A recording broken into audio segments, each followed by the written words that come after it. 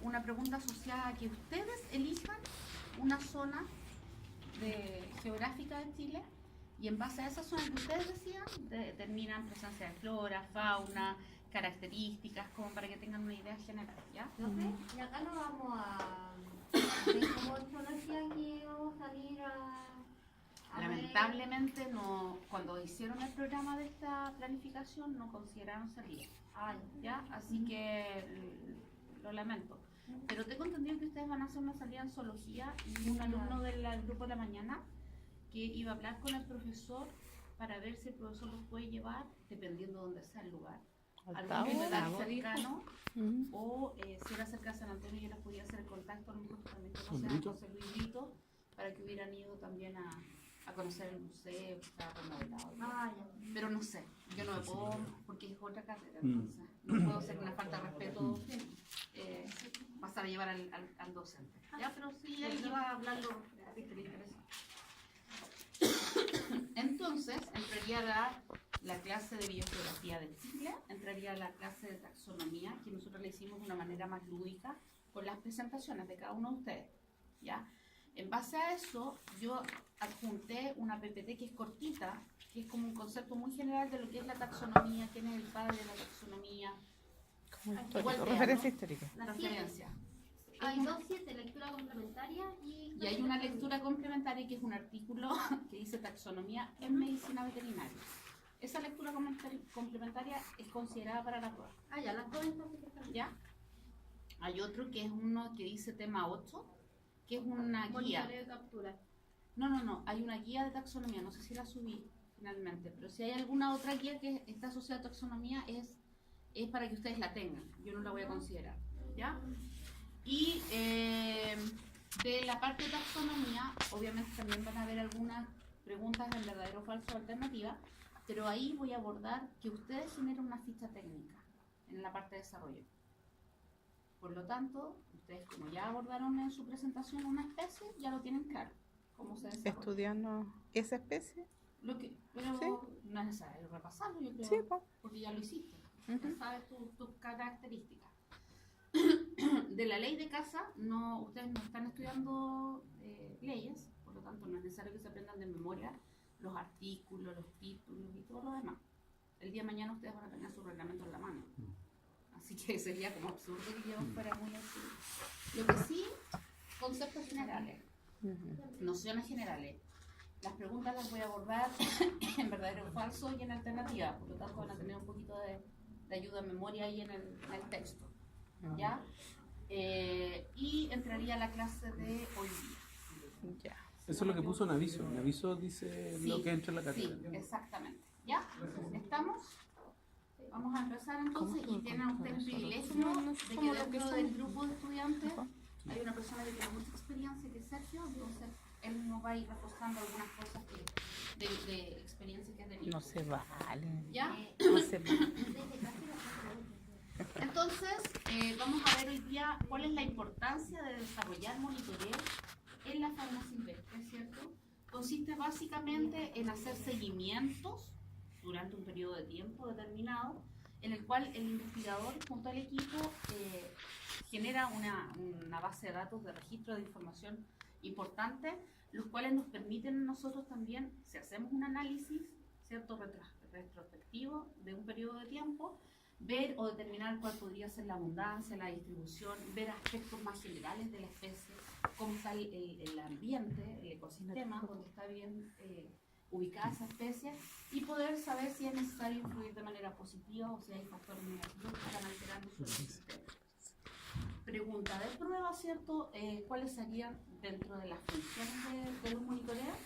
Vamos a determinar que nos permite evaluar el estado de una población de individuos a través del tiempo, evaluar el estado también de una comunidad, viendo diferentes tipos de poblaciones, evaluar el estado del hábitat, es decir, saber si ese ecosistema ha sufrido de algún daño, de algún impacto importante que esté desplazando a lo mejor poblaciones hacia otros lugares, contribuir a poder determinar posibles especies nuevas, porque muchas veces durante estos procedimientos de investigación los investigadores descubren especies que van a poder ser identificadas a posteriori, determinar de manera oportuna si hay presencia de algún tipo de amenaza de tipo antrópico en el ecosistema que esté amenazando esta biodiversidad, generar o evaluar también algunas estrategias de conservación, sobre todo en áreas silvestres protegidas, donde por norma los guardaparques constantemente están ellos haciendo un monitoreo en su territorio para ver cómo van las estrategias de conservación, generar proyectos de educación ambiental. Esto se ve bastante en el caso de las aves, ¿ya? Hoy en día existe mucha gente que está muy encantada con lo que es la ornitología y saber un poco más.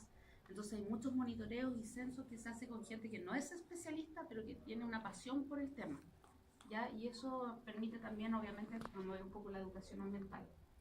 Y todos estos monitoreos, obviamente, están generando datos.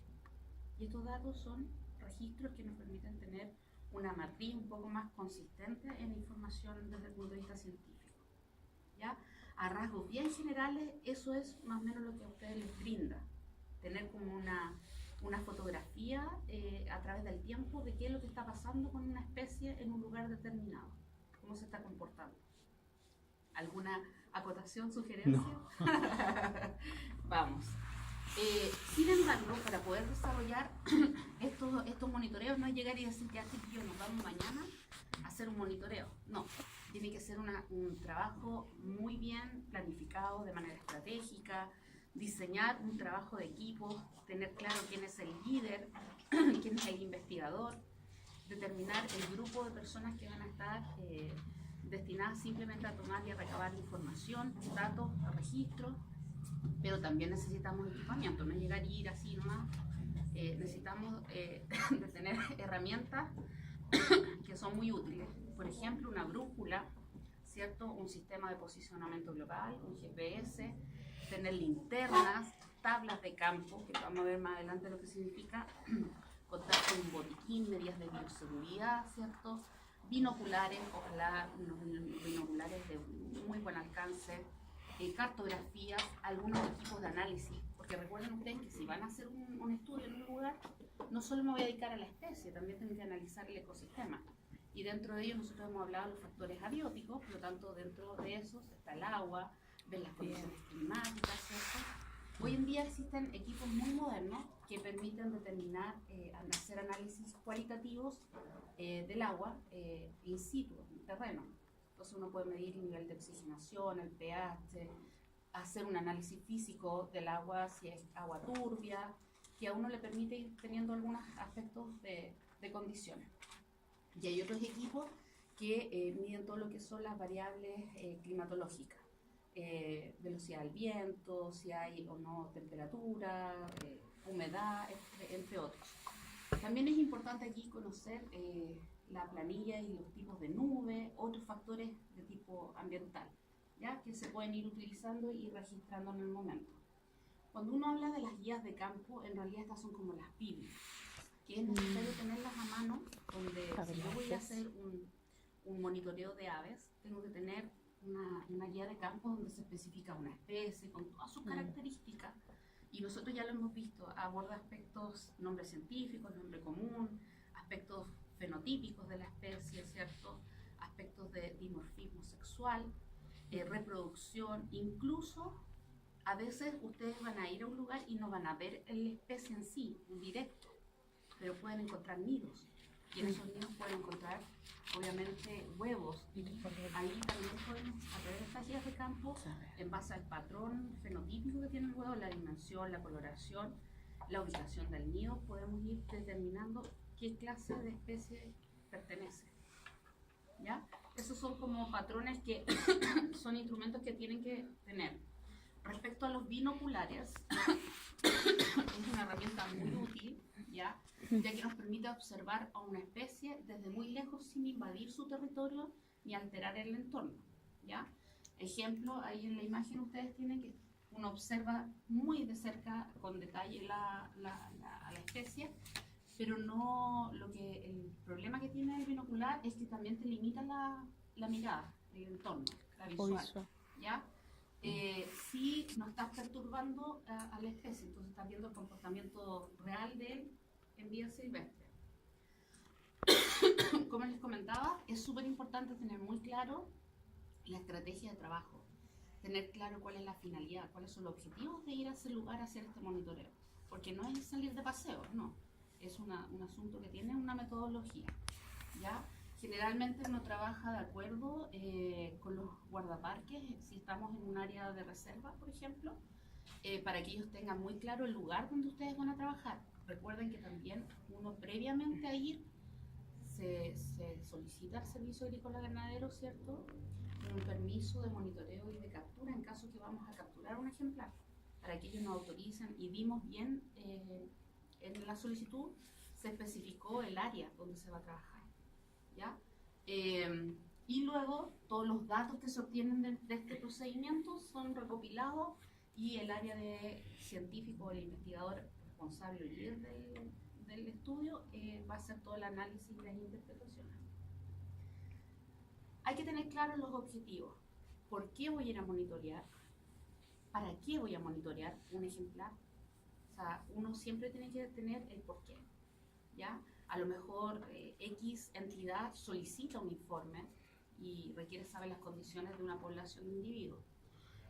Componentes, ¿qué se va a monitorear? Si voy a monitorear a lo mejor aves, si voy a monitorear estados juveniles, uno tiene que tener muy claro esa parte. ¿Cómo, dónde y cuándo? ¿Ya? Son preguntas que también se debe hacer para la metodología.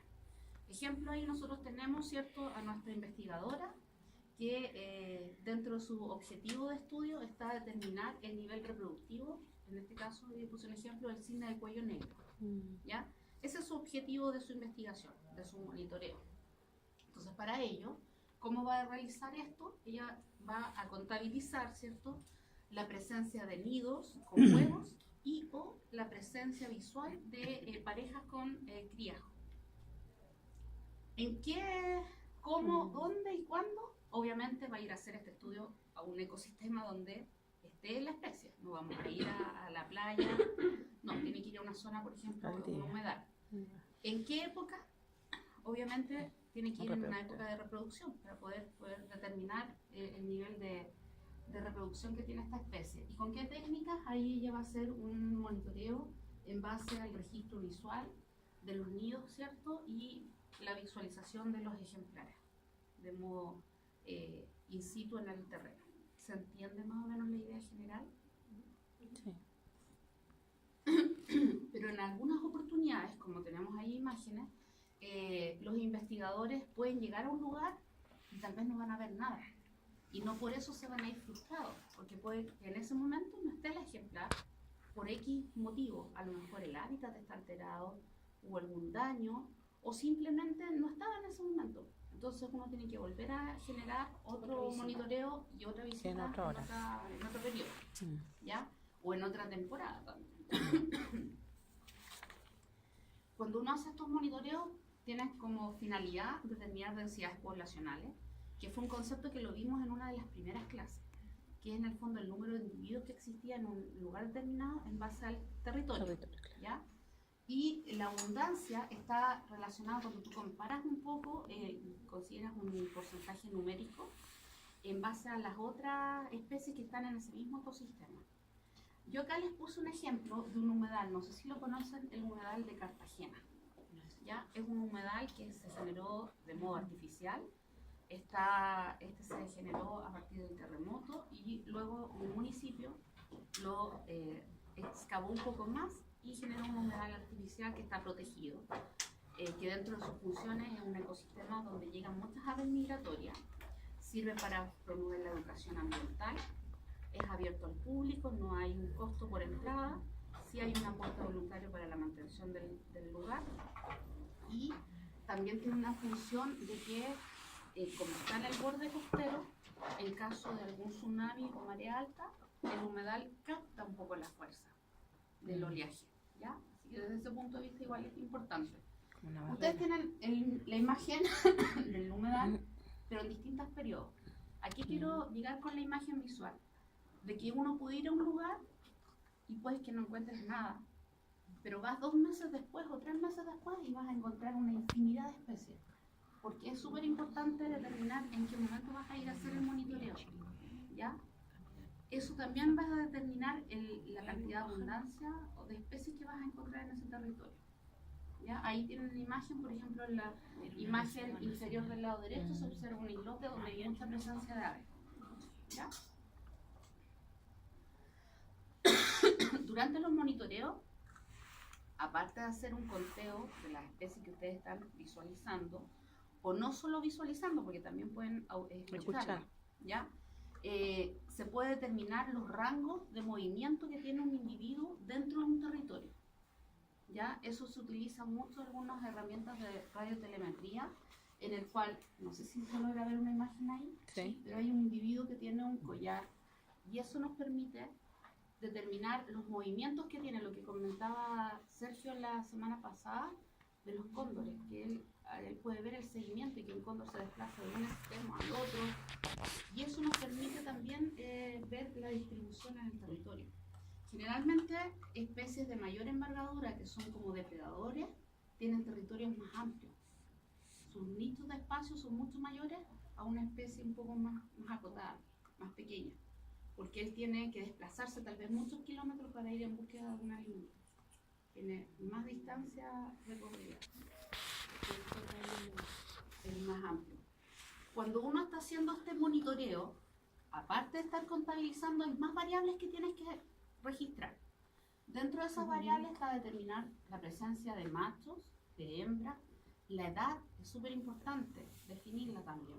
¿Ya? Acá, por ejemplo, yo puse esta tabla en la cual se especifica que en la zona de Río Cato se determinó la presencia solo de 2 individuos durante un estudio, donde uno es macho, el otro es hembra y que tiene una edad que fluctúa entre 6 a 8 años.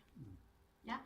Estos datos son súper importantes, porque imaginémonos que esta tabla arroja que solo existe presencia en todos esos territorios de 3 especies de huemule, de los cuales 2 son machos y 1 es hembra.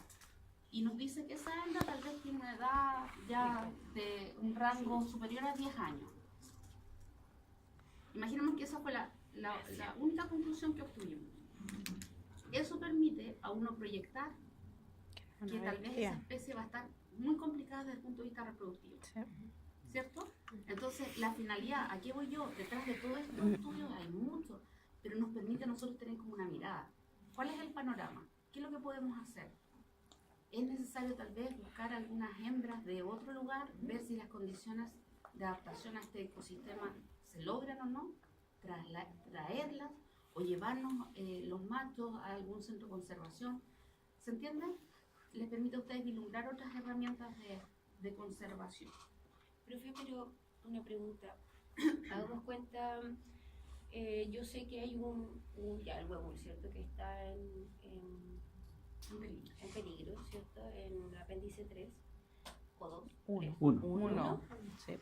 Peligro. Ahí yo sabía que pasaba como población en peligro de extinción. Eso Sí, es, pues, al uno. revés. es al revés del concepto que tú estás pensando. Ah, pensé que el 3 El No. número 1 es lo más peligro, el máximo peligro. El número 2 es amarillo y el 3 es como verde.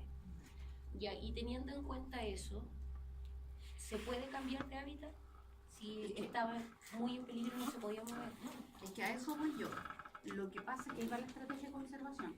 Si yo veo que en este lugar solo hay 2 machos y hay una hembra, que la hembra no tiene muchas esperanzas de reproducción, uno podría evaluar si existe alguna hembra en otro lugar Para del traerla. territorio nacional, siempre y cuando ese territorio tenga las mismas condiciones climáticas y de adaptación. Que la hembra sea capaz de ser insertada acá, pero adaptándose. Porque yo no puedo llevar, por ejemplo, lo que conversábamos de los guanacos, que están en la zona austral del país, llevarlos al norte, No. porque no va a haber adaptación. Y también hay otro tema que es la parte de genética Sí, ese sanguínea. problema.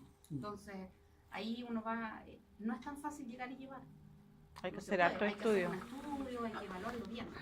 O si no, habría que tomar las medidas de tal vez tomar muestras de gametos para tener crío Fecundación. conservada y llegar al último recurso que sería ya In vitro, hacer clonación y todo lo demás. Pero esa es como la última etapa, o sea, es como la línea de emergencia que tiene la medicina de conservación. Pero esto es súper cuestionado, ¿eh? Porque se trató de traslocar, ese es el concepto, La hacer traslación, traslocación ejemplares de la reserva en Coyhaique, ¿sí? En Cerro Castillo. Y lo que pasa es que cuando tú manipulas huemules son tan delicados que se mueren por estrés. Entonces ya se han muerto 2 huemules en Cerro Castillo por manipulación con veterinario. ¿sí? Imagínate, anestesia y todo. Una veterinaria te asegura mucho porque en realidad la especie es súper delicada. Y eso es uno de los puntos que hace que no se piense en la translocación, porque significa que tienes que sacar huemules o de Huilo Huilo, Sí. o de Cerro Castillo, o de Patagonia y traslocarlo aquí a Chillán, que son los neos a Chillán, que se estima que hay una población de 50 huemules en ese tiempo. ¿sí? Entonces traer huemules también implica, uno, manejo por estrés, segundo, variabilidad genética, ¿sí? Y tercero, depredadores, porque en el sur, por ejemplo, en Cerro Castillo, tienen exactamente los mismos depredadores que pueden tener en Chillán, ¿ya? Pero la especie o el ejemplar o el individuo tiene que adaptarse al ambiente de Chillán, que no es tan distinto, pero hay cosas que cambian, ¿sí? Entonces, todos esos puntos hacen que uno piense que la translocación no es muy viable, sobre todo en una especie como esta. Hay ¿Y qué semicautiverio en Huilo Huilo. Es que tiene un periodo de adaptación, Hay seguramente, periodo de claro. adaptación. ¿Y no le sedan con dardo cada tal? No, sí se ceda. Sí, pues, pero igual se Lo que pasa estresan. Pero es que el ellos- metabolismo es Sí, es ellos son complejo. animales que por No el están hecho de ser acostumbrados. herbívoros, tienden a ser animales presa, más que un animal Claro. depredador. Y el todo individuo que es animal presa no tiene un nivel de tolerancia al estrés tan alto tan como alto. un carnívoro, porque es un depredador. Claro. Entonces, ¿qué Está pasa? esperando que se lo ellos, coman. lo que comenta Sergio es un fenómeno que se da, que es la miocaptura. Entonces empiezan a acumular mucho ácido láctico a nivel muscular y eso no es necesariamente que mueran en el proceso, tal vez incluso días después pueden morir. Claro. Ahora, si el estrés fue muy alto, genera incluso una muerte, un infarto y una muerte súbita inmediata. Sí. Oh, qué Una, Entonces, una- ese es el tema. una observación en esa tabla que se llama estructura de sexo y edad, la idea es llenar con valores, obviamente si los veo, para poder estimar probabilidades de paso de un estado de edad a otro. Entonces con eso uno proyecta la población a futuro. Ahora, esos datos que están ahí, por ejemplo, en el río Niblinto, el Baúl, no necesariamente se vieron los 4 individuos. Generalmente uno identifica por huellas también, porque hay claves de huellas donde uno sabe cuándo es Uno más macho, grande. cuándo hembra y cuándo Y el, es un el ejemplar porte. juvenil o un inmaduro. Mm. Y además, como son gregarios y están congregados, uno cuenta la huella e identifica si son macho o hembra. No necesariamente es. De hecho, en Niblinto es súper difícil ver huemules. Mm. Eso lo vamos a ver tal como dices, o sea, no necesariamente visualmente uno puede identificar. Pero lo ideal dentro de estos estudios de monitoreo es también, aparte llenando nuestro registro de fichas, colocar el nivel de productividad. Es decir, si uno ve efectivamente hembras con crías juveniles, indica un parámetro de nivel de reproducción. Y la condición sanitaria de lo que tú estás viendo. También es importante identificarlo. Porque muchas veces podemos estar viendo tal vez poblaciones de zorros que podemos ver que tienen algunas patologías dermatológicas, lesiones de sarna, etcétera. Entonces eso va dando un indicador. En este caso se hizo un estudio de huemules, ¿cierto? Y se empezó a observar que todos los ejemplares tenían aumentos o nódulos de linfoadenitis gaseosa, que finalmente se determinó.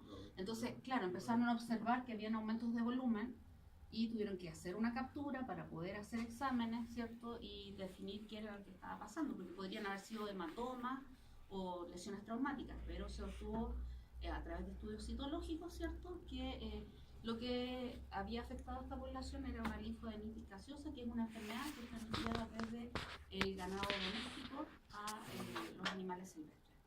Por eso es importante controlar el ingreso de animales domésticos, tanto perros, vacas, ovejas, a este territorio, ¿ya? Eso es una condición.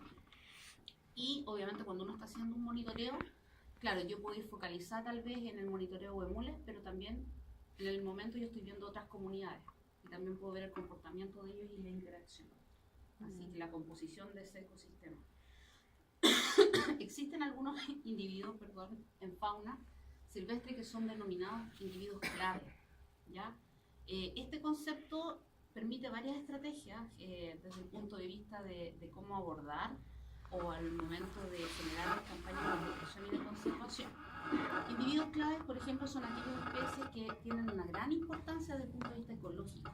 Ese es un individuo clave. Por ejemplo, un depredador tope es clave, porque él va a controlar todo lo que es la cadena trófica. O individuos claves, por ejemplo, aquellas especies que son biocontroladores de plagas para nosotros, que tienen que estar con un nivel de protección. Es importante que no desaparezcan. Individuos claves que tienen que ver muchas veces con la estructuración del hábitat, que permiten generar una estructura o condiciones para que otras especies también puedan mantenerse en ese ecosistema. Individuos claves como los indicadores de salud ambiental, o los bioindicadores, ya que a través de esa presencia de ese bioindicador uno sabe que el ecosistema puede estar en buenas condiciones. Como los sapitos. Como algunos anfibios son bioindicadores de salud ambiental, los líquenes, que son estos musgos que se adhieren y que son capaces de sobrevivir o estar presentes solo en ecosistemas de muy buen nivel de calidad atmosférica, por ejemplo, en este caso.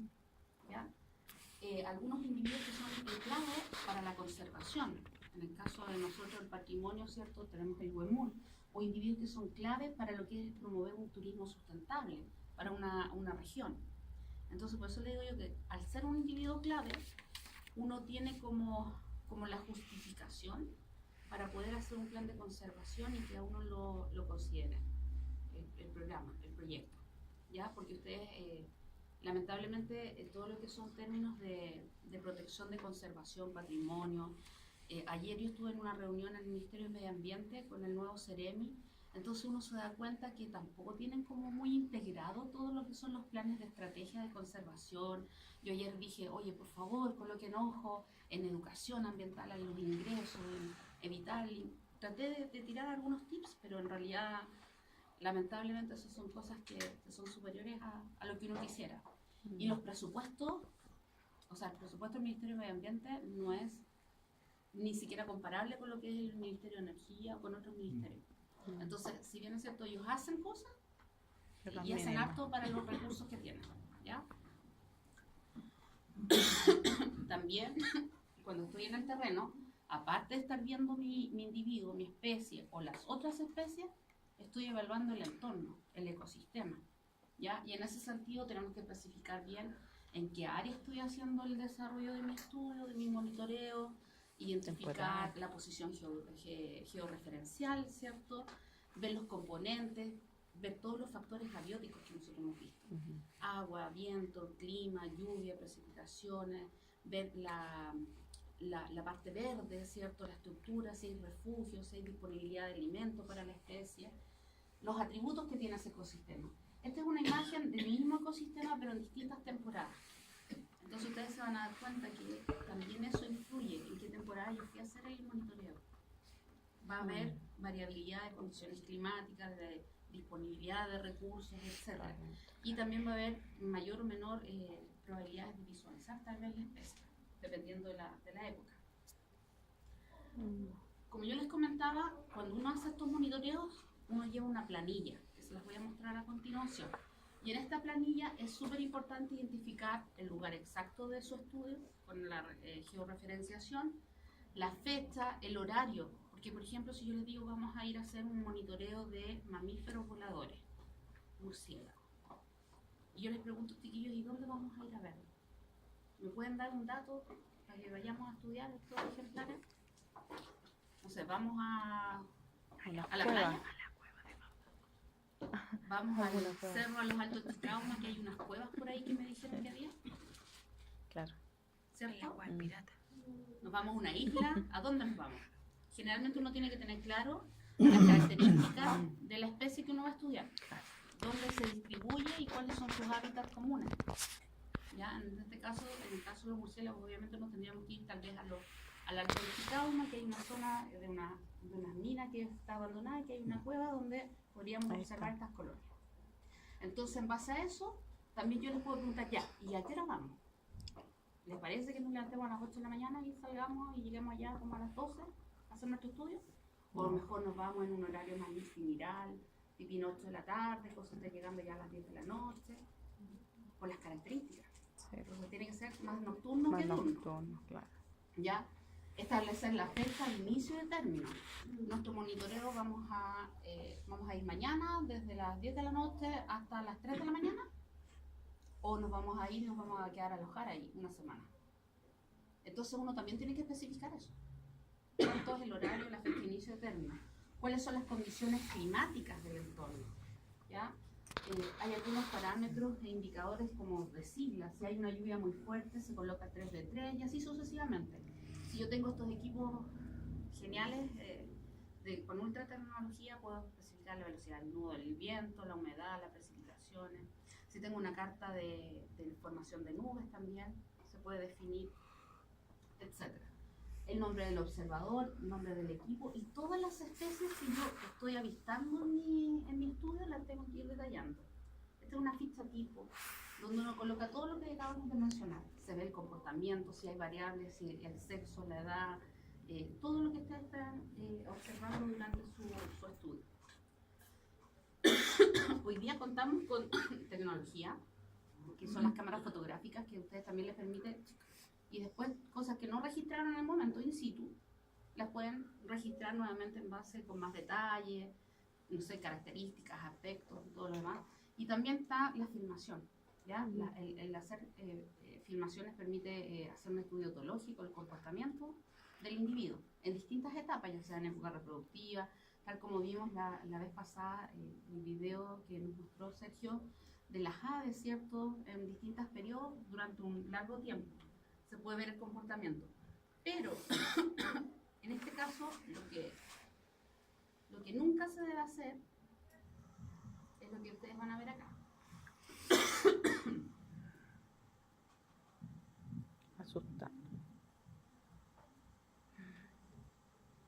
¿Cómo sabe que va a estar bien?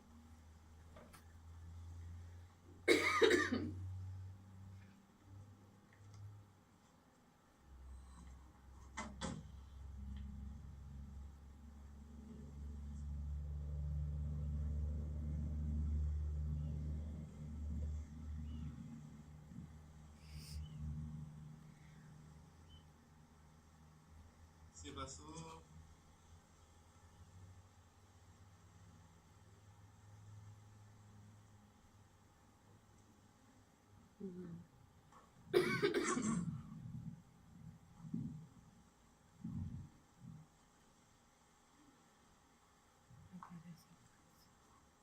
Hola. Va a decir, hola. Ay, qué bruto. Sí. ¿Qué le faltó eso? ¿Qué Se está haciendo? asustan. Oh, se estresan, pero no están acostumbrados. No se arranque. Hace caso al tiro. Oh, pobrecito. No se arranque. No se arranque. ¿Y qué tiene encima del lomo? ¿Mm? Como un corte. ¿El lomo? Ya, Sí, eso es lo que no se debe pérdida de hacer. pelo, Este es un video ataque. que encontré por ahí en la web y que en realidad esto es lo que no se debe hacer. O sea, cuando uno está haciendo monitoreo o registro de esto, es lo menos que tenemos que hacer es invadir. Ojalá nosotros totalmente camuflados y observar el comportamiento en estado natural, estado silvestre. Pero esto de hablar con los... Profe, bueno, a mí me tocó hacer el trabajo sobre el huemuel y investigué un poco sobre el comportamiento de este animal. Y es como bien contradictorio porque dicen que es un animal que se asusta mucho de la presencia del humano. De hecho, es una de las peores causas de que haya disminuido la población de esta especie. Pero a su vez también en otro lado se contradice diciendo que es un animal súper confiado. Y ahí se evidencia claramente de que es un animal que no le tiene miedo al humano. Entonces, mi pregunta va, ¿será porque el carácter del animal es tímido o es porque simplemente él se está adaptando también a la presencia humana? Yo creo que puede haber un poco de ambos, porque de hecho en algunos recorridos ecoturísticos tienen la gente que te lleva al turista sabe más o menos en cuáles son las zonas donde hay huemules, y los huemules se acercan efectivamente a los turistas. Te están Pero es porque acostumbrados. se están acostumbrando, ¿ya? Claro, pueden existir distintos niveles de timidez o en base a la especie. Por ejemplo, otro cérvido que es el pudú, ese sí que es súper tímido y muy asustadizo. Tal vez el hecho de que exista tanto contacto ya con el ser humano puede estar haciendo que en algunas poblaciones de huemules sean más cercanos. Esto es una zona de turismo, Baque. el que está haciendo la filmación.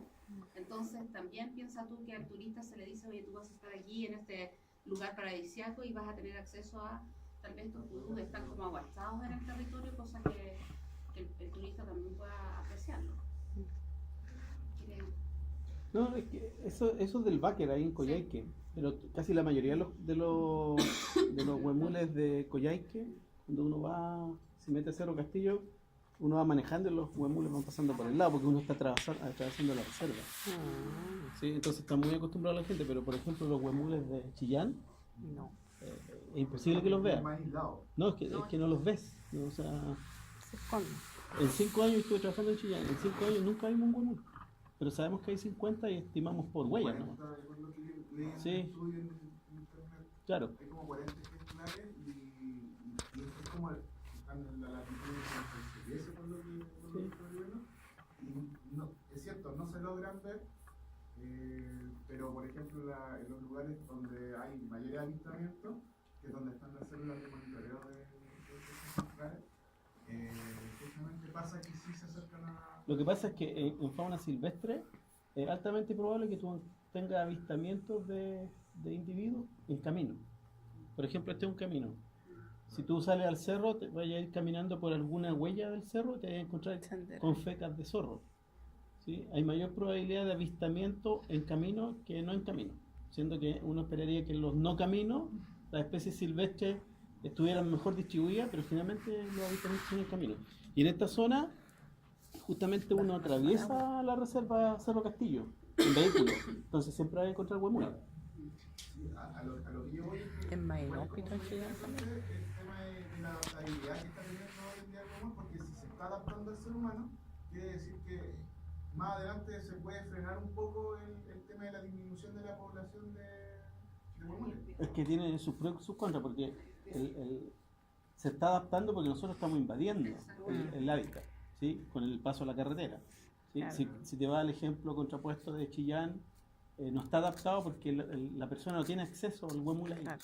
porque es una reserva de 11.000 hectáreas, ¿sí? Y entrar ahí, recorrer la reserva en un día no alcanzáis a recorrer 16 kilómetros porque es muy grande. Y hay Entonces, en esa cerros, zona cosas. es poco probable que se adapten al humano. Mm. En esta zona es más probable que se adapten, pero no significa que esté más protegido. Todo lo contrario, porque, Le hacen daño igual. mira, se roban las crías, Oh. piel, carne, son fáciles, uno le puede disparar fácilmente. O sea, este hombre O sea, con su camarita hizo es eso. responsable la actitud de la persona que sale en el video. A lo que voy es que si se hace como, por ejemplo, un trabajo cultural a nivel de la población, tal vez más adelante se podría llegar a... Es que eso es lo que falta. Eso es lo que falta. Porque la comunidad científica no se preocupa de eso. Por eso es que No hay presupuesto yo para trato eso. de No se preocupa. apelar por esa parte. que es No la le interesa. educación. Porque quien conoce, cuida. Pero si tú no conoces, ni sabes el Claro, no comportamiento, ni la situación, no puedes cuidar, no puedes proteger. De hecho, en la misma zona, en la misma carretera que indica Sergio, hay paneles tremendos que indican cuidado en la carretera porque hay huemules. O sea, Sí. a ese nivel de advertencia y a ese nivel, digamos, de adaptación están los... Ellos bajan a la... Van a tomar agua. Exacto. Ahora esa es una hembra, por eso es fácil avistarla, porque los machos son súper agresivos. Sí. Entonces la idea es que si vamos a estar con filmaciones, obviamente no interactuar ni invadir a la especie. Respecto a los monitoreos, nosotros cuando vimos la clase de poblaciones, yo les comenté que existía una técnica que era para hacer estudios de poblaciones de individuos que tienen movimiento, que era capturarlos, ¿cierto? Marcarlo y luego liberarlo y luego volver a recapturarlo. Sin embargo, existen otras estrategias que van en paralelo, que yo en ese momento no se los comenté para esperar este momento, que es, por ejemplo, lo que comentaba Sergio la semana pasada, que cuando uno hace una muestra, un censo poblacional lineal, él nos comentaba que podía uno incluso ir en un auto, ¿cierto? Por un Que es trayecto bastante. será muy largo el territorio, ¿ya? En este caso, imaginémonos que la sala es un ecosistema de bosque y que es mucho el terreno, por lo tanto nosotros podríamos hacer transectos lineales y subdividir el ecosistema y formar equipos de investigación. Entonces la idea es que uno genera una línea, un trazo lineal y va observando, ya sea visualmente o auditivamente, o también evidenciando, como comentaba, restos de huellas, por ejemplo, o de nidos, o de huevos, o de feca, o de mudas en caso de algunos reptiles que podamos observar, que también sería un indicador de que la especie existe en ese lugar, ¿ya? O lo otro es el muestreo de punto de conteo, en el cual el investigador tal vez no tiene esta posibilidad de delimitar linealmente un lugar de estudio, pero se centra en un punto medio del ecosistema y genera un radio alrededor de él, donde nuevamente va a generar un censo ya sea visual o auditivo. Generalmente se hace cuando uno está interno en un bosque, por ejemplo, y no tienes un equipo multidisciplinario tan grande como para abordar tanto territorio, ¿ya? En el caso de los métodos indirectos, ¿cierto? La detección de presencia de huella, de fecas, de nidos activos o inactivos, también puede determinar la presencia o la ausencia de una especie. La radiotelemetría, bueno, ya lo habíamos mencionado anteriormente, pero es una técnica muy útil que permite hacer un seguimiento y monitoreo de una especie, ¿cierto? Que fue capturada en algún momento y que se está haciendo todo el estudio y nos permite identificar patrones de migración, de dispersión, ver la actividad, estimar el territorio que recorre la especie en un tiempo acotado. Pero sí, lamentablemente requiere de un proceso de estrés que va a sufrir el animal cuando es la captura, cuando uno tiene que colocar este radiotransmisión. Ya eso podría generar un poquito de estrés. Hay equipos que son más convencionales, que tienen que andar con la antena ahí para poder identificar la señal, pero hay otros equipos mucho más modernos que utilizan GPS satelital y que llega la información más directa. Son equipos de alto costo, tengo entendido, muy caros, y que existen formas de collar y incluso hay algunos que son como mochilas, que son mucho más prácticos sobre todo para las aves, pensando que estos son equipos que no pueden tener un peso muy alto porque genera todo un desequilibrio en la aerodinámica del ave. Menos del 5% del peso. Exacto. Entonces, también el costo es súper elevado. Ahora vamos a ver un poquito las etapas del monitoreo de las aves, de reptiles también y de anfibios. Generalmente cuando uno se enfrenta a hacer una técnica de monitoreo de aves, tal vez uno se puede sentir angustiado un poco porque uno dice, oh, son tantas las aves, son tantas las especies, son tantos los tipos, los huevitos son todos tan diferentes, ¿cómo voy a meter toda esa información en mi cabeza al momento de salir a hacer el estudio? ¿Ya? Tienen algunas características que son muy similares, tal vez uno podría unirlo con un tordo por los colores, confundirlo. Entonces, si no tienes la expertise visual incluso el canto también puede ser. Pero existen algunos patrones o tips que a ustedes les puedo orientar para no angustiarse tanto. Por ejemplo, pueden identificar un patrón mental, por así decirlo, de determinar si el ave es de gran envergadura, es una ave pequeña, una ave de tamaño mediano, o bien determinar a qué grupo van a ir ustedes en su guía de campo en base a la forma de sus patas, tal vez, ya, si son en base a la forma de su cuello, en base a la forma de su cola, también pueden ir orientándose. En base a las patas, por ejemplo, hay aves que tienen 3 dedos hacia adelante y un dedo hacia atrás. Un ejemplo son algunos paseriformes, que ustedes los pueden ver en el suelo en contacto, pero siempre andan como a saltitos, ¿ya? Los citasiformes, por ejemplo, que tienen 2 dedos hacia adelante y 2 dedos hacia atrás, como los loros. Ellos, si yo los veo posados, pueden estar, como caminan como patitos, así como pingüinos, ¿ya? Características en base a la estructura o la forma de sus colores, para diferenciar si es macho o hembra. Acá, la mayoría de las aves, los machos son como más lindos, ¿ya? Son más atractivos, con colores más llamativos. La forma de su pico también me puedo orientar, más o menos de qué ave, en qué grupo lo puedo encasillar. Hay aves que tienen picos muy largos, por ejemplo, son aves que son principalmente desde el punto de vista nutricional, alimenticio insectívoro. Aves que, como estos con picos curvos, ¿cierto? Carroñeros, depredadores principalmente, que necesitan tener un pico con esas características para poder desgarrar tal vez el cuero de un animal que lleva un par de días muerto, que es un cuero mucho más difícil de... La estructura también de si tienen presencia o ausencia de plumas en la zona de su cabeza. Generalmente los que son carroñeros, por ejemplo los jotes, están desprovistos de esa pluma, ¿ya? Porque obviamente ellos tienen que ingresar al interior del vientre para poder alimentarse, y eso les disminuye el impacto de tener secreciones. Y otra forma también de identificar es en base al vuelo, o donde los ubico. Si tengo aves que están en zonas de humedales, son aves más destinadas a una clasificación de aves acuáticas. Si estoy en las zonas costeras, tengo que ir viendo también si son de vuelo rápido, como un colibrí, si son aves que están planeando. Entonces más o menos uno pudiese tener una orientación de a qué parte o a qué tipo de especie correspondería, ¿ya? Las aves abundan, tenemos épocas que son migratorias en que llegan muchas especies a nuestro territorio, tienen gran actividad, tienen una gran variabilidad de sonidos, el trinar del canto de las aves, que también permite a uno identificarlas y hacer el monitoreo.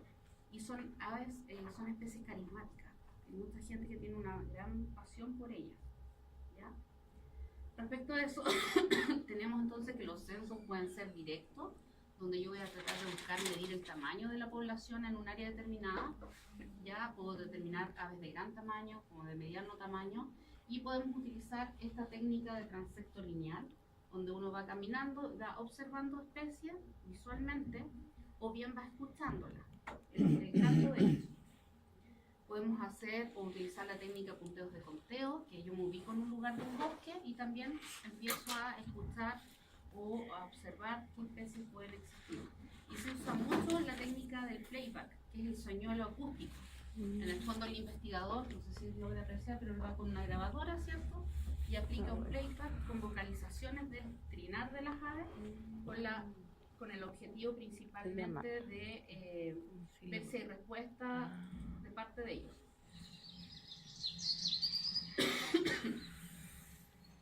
O ustedes también pueden aplicar la tecnología de grabar la secuencia y luego tranquilamente pueden escucharlo para ir tratando de identificar qué especie correspondería el trinar de cada ave. Y existe Aves Chile que tiene guías de campo de vocalización.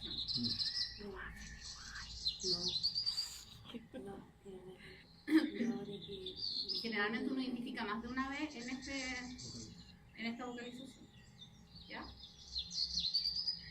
Entonces no solo lo voy a ver, sino que también puedo escucharlo, sobre todo si son aves nocturnas. Nos vamos a un bosque y vamos a escucharlo, podemos identificar por el audio más que nada. ¿Alguna duda, consulta, comentario adicional?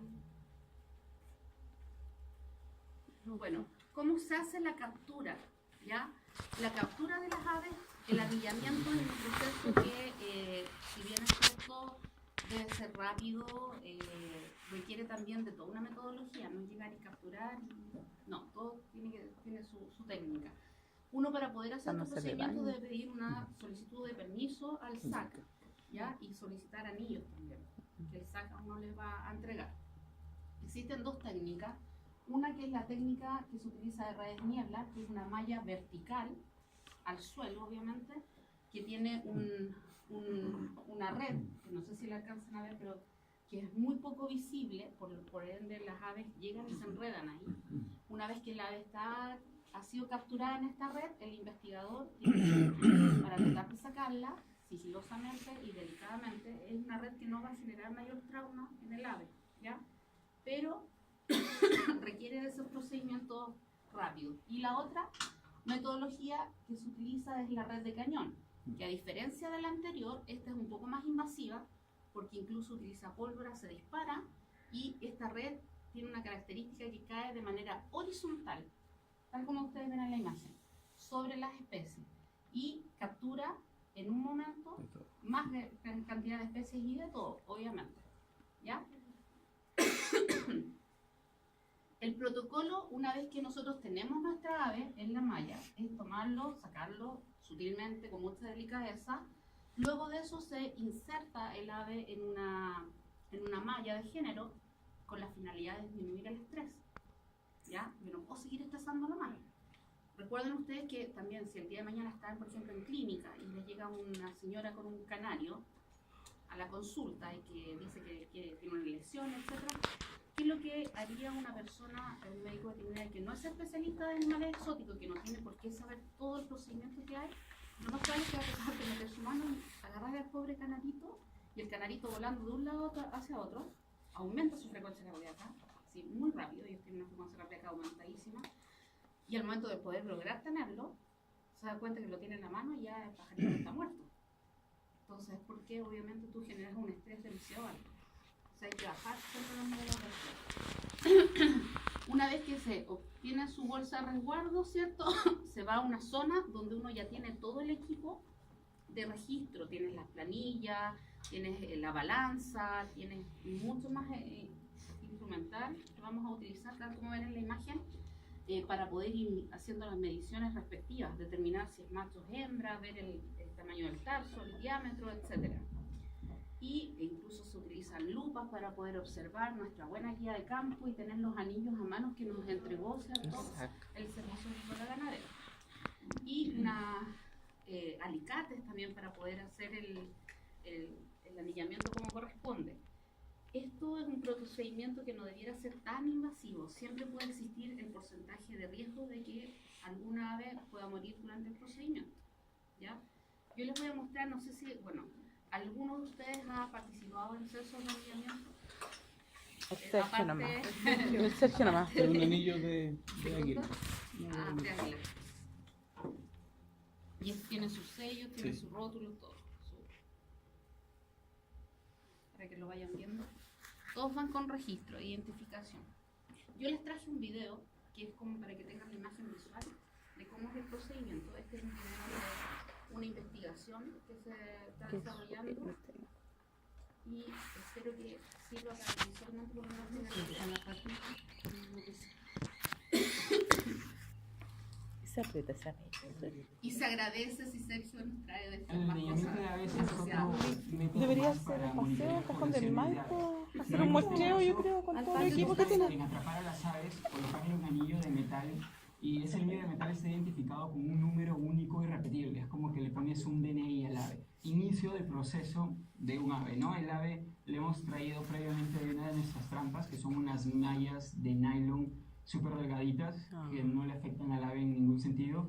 Y esas están colocadas alrededor del campus, cerca, para que no nos demoremos mucho en monitorearlas, en recorrerlas, y las ponemos en estas bolsas de tela delgadas, que le permite a la ave estar relajada y también que pueda respirar, ¿no? No es muy gruesa y el aire pasa sin problemas. El primer proceso es sacar al ave de la bolsa, ¿no? Mira, yo soy diestro, ¿ya? Mi mano más hábil es la mano derecha, entonces yo lo extraigo con la mano izquierda, porque con la mano derecha voy a usar todas las herramientas. Es un Camptostoma obsoletum, común por este sitio. Entonces esta es la forma en que vas a sujetar al ave, se llama sujeción del anillador. Lo primero que estamos haciendo acá es medir el ancho del tarso, porque tenemos que colocarle el anillo adecuado, ¿no? Entonces lo sujetamos de esta manera, medimos el ancho del tarso, y es un 1.1, a ese le corresponde un anillo A. Entonces lo colocamos acá, y con el alicate, que tiene diferentes tamaños para diferentes tallas de anillos, procedemos a aplicárselo, ¿no? Aquí le cerramos, vemos que cierre bien, que no quede una abertura, porque luego se puede atracar en cualquier sitio. Ok, entonces no tiene placa agrandada. Luego vemos parche de incubación. Si fuera una hembra, se desprenden las plumas de acá cuando se está reproduciendo para que haya mayor contacto entre la piel y el huevo y pueda transmitir más calor. Entonces esta con plumas no tiene un parche de reproducción y no tiene grasa. La grasa se ve aquí en la fúrcula. Luego vamos a ver un buen cuerpo, ¿no? Soplamos al ave gentilmente. La espalda, la cabeza. Gastadas están. Entonces la pluma es inicialmente cuando crece un borde perfecto, pero conforme el ave se va moviendo, va saltando de palito en palito, se va chocando con la vegetación, se van abrazando. Entonces eso es lo que nosotros queremos Vean, este tiene un moderado desgaste. Entonces la medida, ¿no? El ala junta, el ala sin doblar, sin aplastarse, ahí vemos, son 47 milímetros. Estamos midiendo tarsos también, porque puede haber diferencias en medidas entre machos y hembra de repente, ¿no? Aquí no sabemos si es macho y hembra, pero si ya tenemos un montón de datos y en época de reproducción sabemos que uno es macho y uno es hembra, podemos correlacionar los datos para saber, mira, el tarsos pequeños son hembras, tarsos grandes son machos, ¿no? Pero con medidas. Entonces, por eso estamos tomando todo este tipo de datos que nos van a servir después. Esto es 15.2 y pico, por la misma razón que la pata, ¿no? Ya, 5.7 y lo pesamos. Luego de tomar todos esos datos, lo procesas rápidamente y luego la ligas, ¿no? Ese es el proceso básico de una mañana de anillamiento. Ese es En la más o menos organización Corvini se están lo haciendo. que es el anillamiento de naves de pequeño tamaño. Entonces, no sé si nos puedes contar cómo es el proceso en naves más grandes, de mayor envergadura. Igual usamos red niebla para rapaces de tamaño medio. Ocupamos para cóndor, ocupamos Cañón. los cañones, pero también usamos unas jaulas, ¿sí? Que se llaman walk-in, que son jaulas de 3x3 o 4x4, son jaulas con malla hexagonal. No sé si tiene un lápiz, le puedo hacer un dibujo, en donde tenemos una puerta para el investigador y una puerta para que ingresen las aves, las carroñeras. ¿Y Entonces, aquí le ponen un cebo? sí, ¿Sí? colocamos animales muertos, de lo que tengamos. No. Y esta jaula es así. Es un rectángulo. Aquí está la puerta para el ingreso del investigador, pero acá colocamos un embudo. Ujú. ¿Sí? Es un embudo que va así. Y acá está más grande. Entonces, aquí está la carroña. El ave ingresa acá. Empieza a ingresar, y cuando entra a la jaula, esta puerta es más chica. Es cierto. Está abierto, siempre abierto. Sí. Acá come. Y después lo puedo volar. Y después quiere salir y no puede salir por acá. Ah. Pero no es porque esté más grande, sino porque es más fácil ingresar y cuando quiere salir ve un orificio muy pequeño y no se atreve a salir. Ajá. Y ahí nosotros entramos Es como La una marca. movilización psicológica. Claro. Y tenemos Coman otra nomás. que Pucha, me es cagaron. y colocamos aquí el cebo. Pobrecito. ¿Sí?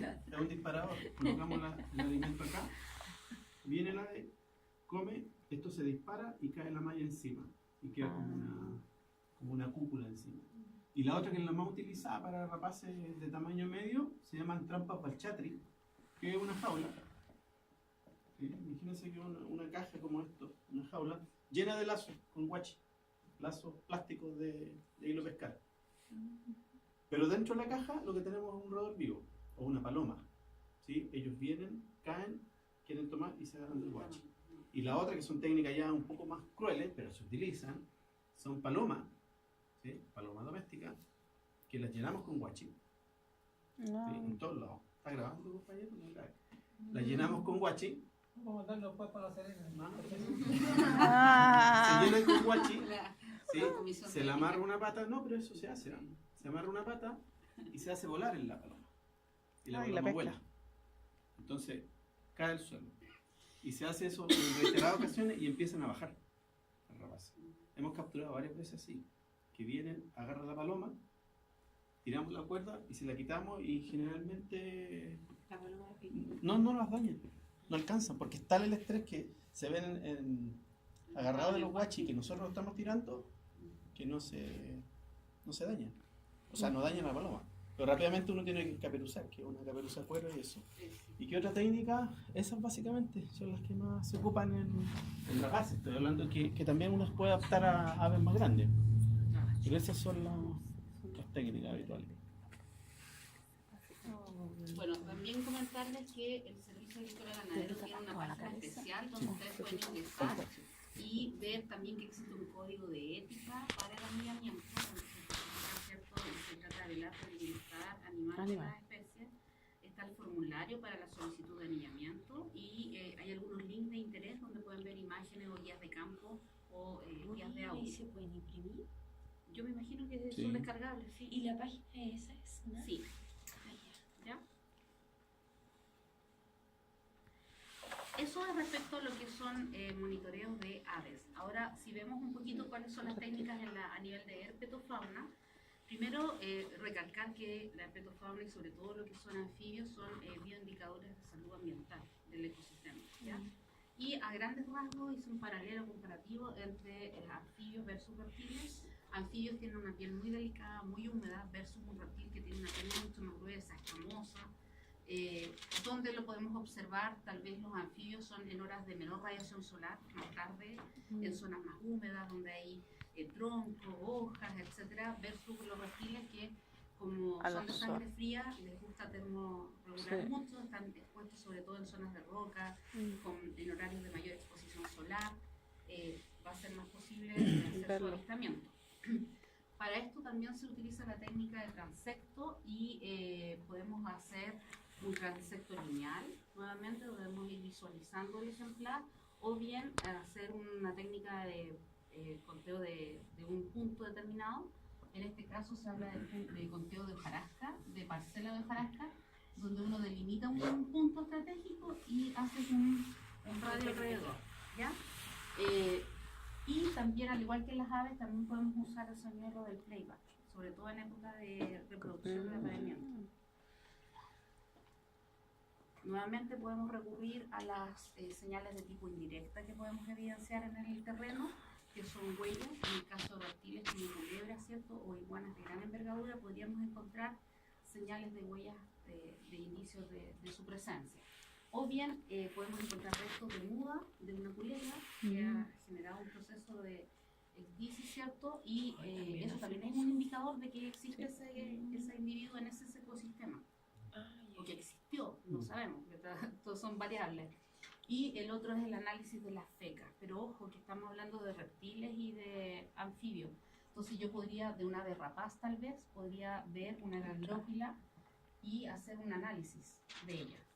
Esto no es una feca, es un producto que genera la ave, lo resulta y viene envuelto con pelos, con piel, con restos de hueso, etc. Entonces cuando ustedes están haciendo este estudio, tal vez identificaron que había presencia de un cráneo de una iguana chilena.